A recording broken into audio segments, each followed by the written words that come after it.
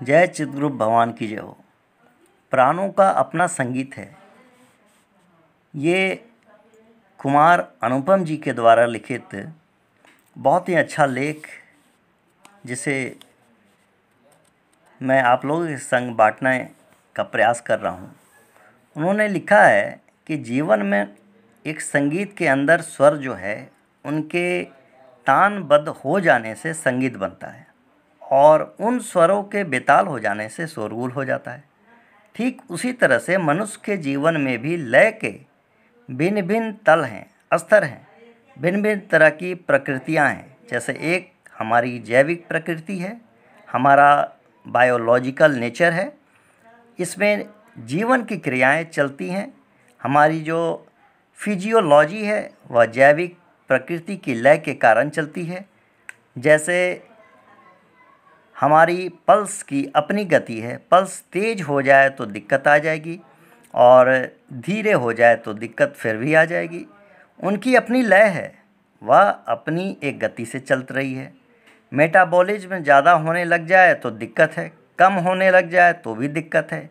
ऐसे ही देह से और मन से प्राण जुड़ा हुआ है। यदि हम एक को प्रभावित करते हैं तो दूसरा सहजता से प्रभावित होने लग जाता है। इस तरह शरीर है, मन है, प्राण है, ये तीनों के तीनों तल अपनी एक लयबद्धता से चल रहे हैं। यदि इस लयबद्धता के बीच में किसी तरह का असंतुलन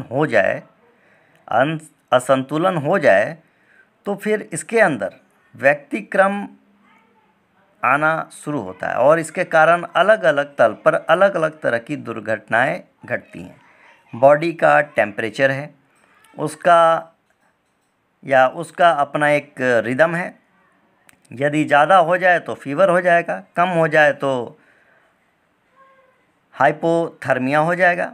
ये सब जो हैं उनके अंदर है, उनके अंदर अपनी एक लय है। यदि यह स्थित रहता है तो व्यक्ति स्वस्थ रहता है और जब लय बिगड़ना शुरू होता है तो हमारे जीवन की ताल बिगड़ने लगती है और हम इसके कारण बीमार होने लग जाते हैं। जीवन को भी यदि हम गहराई से देखें तो इसका एक स्थूल तल और सूक्ष्म तल है, वो जो सूक्ष्म तल है, लेकिन उसके पीछे भी एक और तल है जो प्राणों का तल है, जहाँ पर प्राणों की अपनी लय है, प्राणों का अपना संगीत है, प्राणों की अपनी एक लयबद्धता है। ये सारे के सारे आपस में गुंथे हुए हैं। हमारे स्थूल शरीर की जो समस्वरता है वो अंदर के सूक्ष्म के तल के साथ जुड़ी हुई है, मन के साथ जुड़ी हुई है और मन के तल का जो संगीत है वह प्राणों के साथ जुड़ा हुआ है और प्राणों के जो स्वर हैं उनके जीवन का स्वर भी गुंथा हुआ है। जैसे एक्यूप्रेशर के अनुसार 108 प्राण के केंद्र हैं। इन केंद्रों से होकर एक से दूसरे में प्राण प्रवाहित होता है। यदि यह प्राण प्रवाह मंद पड़ने लग जाए, यदि इनके अंदर गतिरोध आ जाए तो दिक्कत आने लग जाती है। जैसे बहती हुई नाली के बहाव में कहीं अवरोध है तो उसके अंदर कई तरह की समस्याएं उत्पन्न होती हैं। इसी तरह से प्राण प्रवाह भी अपना कार्य करता है। वह जो सूक्ष्म तत्व है वो हमारे मन का है, विचारों का है, हमारी कल्पना का है, हमारी भावनाओं का है। यदि उसमें कहीं विक्षोभ आ जाए, यदि उसमें कहीं कोई दिक्कत आ जाए तो फिर पूरे शरीर के अंदर, व्यक्ति के अंदर दिक्कतें आनी शुरू हो जाती है।